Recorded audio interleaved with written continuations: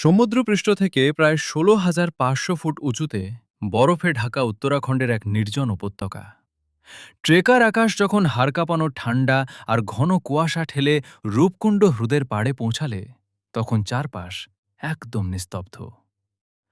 আকাশ লেকের জলের দিকে তাকাবা মাত্রই তার শিরদাঁড়া দিয়ে একটা ঠান্ডা স্রোত বয়ে গেল।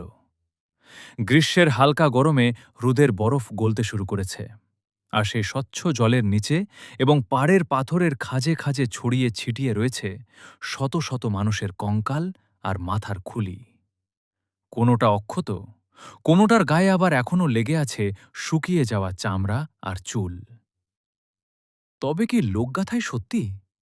আকাশ মনে মনে ভাবল।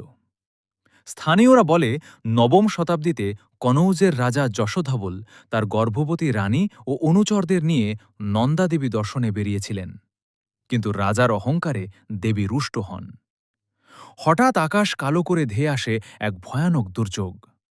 ক্রিকেট বলের মতো বড় বড় পাথরের মতো শীত শিলাবৃষ্টি।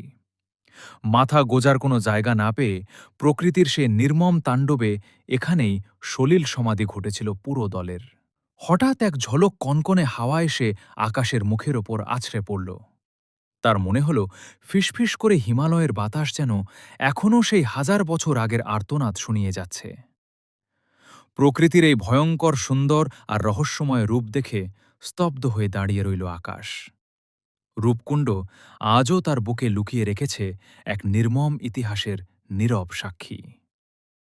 মজার তথ্য, আধুনিক বিজ্ঞানীরা পরীক্ষা করে দেখেছেন যে এই কঙ্কালগুলো প্রায় ৮৫০ খ্রিস্টাব্দের, এবং এদের মৃত্যুর কারণ সত্যিই ছিল এক আকস্মিক ও বিশাল আকারের শিলাবৃষ্টি।